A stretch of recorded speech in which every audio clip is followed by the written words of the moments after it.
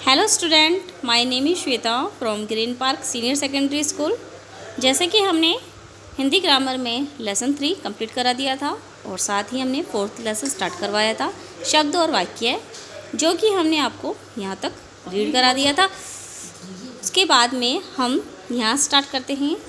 जैसे कि शब्द है कमल, अब इसका वर्ण विच्छेद कैसे किया जाएगा। कै ए मैं ए ले ए कमल। नहर न है न है रे ए नहर। शब्द है बुढ़िया, बे छोटी यू की मात्रा, डे छोटी ई की मात्रा, ये आ बुढ़िया। आगे देखिए, इस प्रकार हम कह सकते हैं कि शब्द वर्णों के मेल से बनते हैं, कि शब्द जो है वो वर्णों के मेल से, जैसे कि ये वर्ण हैं, इनके मेल से जब ये सब एक साथ जॉइंट होते हैं, मतलब जुड़ते हैं, तब एक शब्द बनता है। शब्द वर्णों के सार्थक मेल से बनते हैं। जो शब्द वर्ण के जो सार्थक मेल, जो जैसे कि मैंने अभी पिछले आपको बताया अभी कि जैसे इन शब्दों को जोड़कर एक शब्द, इन वर्णों को जोड़कर जो शब्द बनाया जाता है वह सार्थक मेल से बनते हैं। प्रत्येक शब्द का अपना निश्चित अर्थ होता है, कि प्रत्येक शब्द का अपना एक निश्चित अर्थ होता है। जिस वर्ण समूह का कोई अर्थ नहीं होता, जिस वर्ण समूह का कोई अर्थ नहीं होता उसे शब्द नहीं कहा जा सकता। जैसे कि हम आगे पीछे कर दे, उसका कोई अर्थ नहीं निकलता, उसको हम शब्द नहीं कहा जा सकता। जैसे कि इन्हीं को देखिए आप, इनका कोई भी अर्थ नहीं निकलेगा क्योंकि ये आगे पीछे लिखे हुए हैं। जैसे कि ये है घोड़ा, तो इसको कहाँ लिखा हुआ है, लास्ट से पहले तक लिया हुआ है, डा घो, तो इसका कोई अर्थ नहीं निकल रखा। अगर इसको हम पीछे से आगे और आगे से पीछे लिखें, जैसे कि पीछे का शब्द है घो और डा, तो ये घोड़ा। ऐसे ही सारे शब्द उल्टे लिखे हुए हैं, इनको हम, तो ये कोई शब्द नहीं है, इनका कोई अर्थ नहीं निकलता। लेकिन अगर इनको सही क्रम से लिखा जाए तो इनका अर्थ निकल सकता है।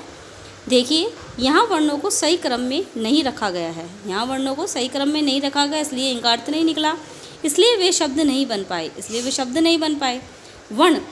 शब्द बनने के लिए वर्णों का सही क्रम में रखना अनिवार्य है। जैसे कि हमने आपको बताया कि अगर उल्टे वर्ण रखे जाएंगे तो वो शब्द नहीं बनेगा, उसका कोई अर्थ नहीं निकलता। वैसे ही अगर सही क्रम में रखा जाए तो उसका अर्थ भी निकलता है और उसके शब्द भी बनता है। आगे शब्द की परिभाषा रीड करते हैं हम, कि वर्णों के उस क्रमबद्ध या सार्थक समूह को जिसका कोई अर्थ निकलता है उसे हम शब्द कहते हैं। कि वर्णों का उस क्रमबद्ध, मतलब क्रम के अनुसार लिखा जाता है, उसका जो समूह है उसका कोई अर्थ निकलता है, उसको हम शब्द कहते हैं। फिर है दो या दो से अधिक, मतलब दो या दो से अधिक शब्दों के मेल से वाक्य बनते हैं।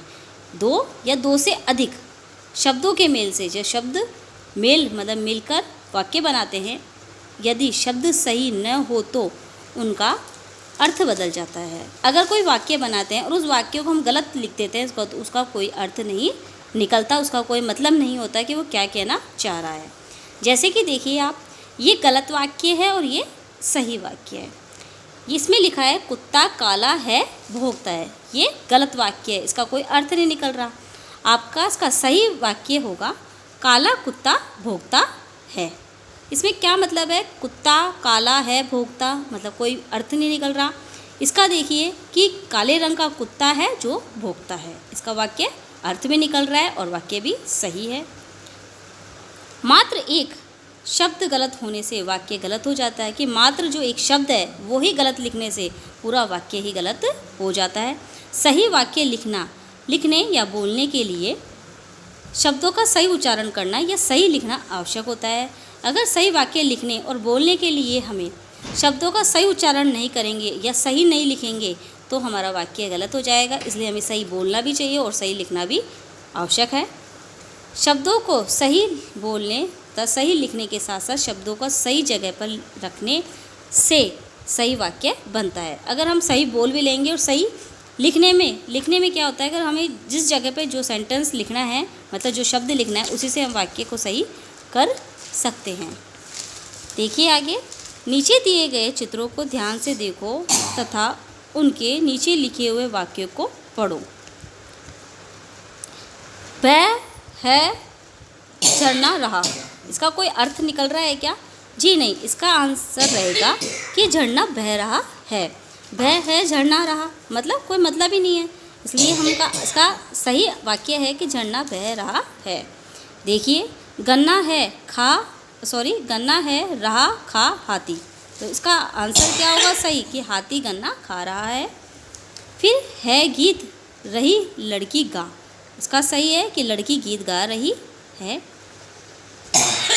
आगे देखिए, ऊपर दिए गए तीनों चित्रों के लिए 2-2 वाक्य दिए गए हैं। तीनों जो चित्र हैं इनके 2-2 3-3 वाक्य दिए गए हैं। दोनों वाक्यों में शब्द वही है, दोनों वाक्यों में शब्द तो वही है, लेकिन उनको आगे पीछे लिखा गया है। जैसे कि किंतु हर एक चित्र का पहला वाक्य चित्र के अनुसार पढ़ने में अटपटा सा लग रहा है, कि जब पहला हम वाक्य पढ़ते हैं तो वो अटपटा सा लगता है, क्योंकि उसमें समझ में नहीं आ रहा वो कहना क्या चाह रहा है। वही दूसरे वाक्य चित्र के अनुसार सही है, वही जो दूसरा वाक्य है वो चित्र के अनुसार सही है, क्योंकि इसमें शब्दों का सही जगह पर रखा गया है, क्योंकि इसमें जो शब्दों को सही जगह पर रखा गया है। अतः बच्चों, सही वाक्य बनाने के लिए शब्दों का सही होना और सही जगह पर होना जरूरी है। इस प्रकार आज हमने आपका चैप्टर वाक्य और शब्द कंप्लीट कर दिया, 4 चैप्टर कंप्लीट कर लिया। जितना भी हमने आपको रीड कराया है वे आपको रीड करना है, साथ के साथ आपको शब्द की परिभाषा कॉपी में नोट करनी है और उसको लर्न भी करनी है। अब तक का पूरा होम टास्क आपको कंप्लीट करना है, और आपको एक ही बात हम रिपीट कर रहे हैं कि आपको लर्न भी करना है और लर्न भी करना है। Bye bye, thank you.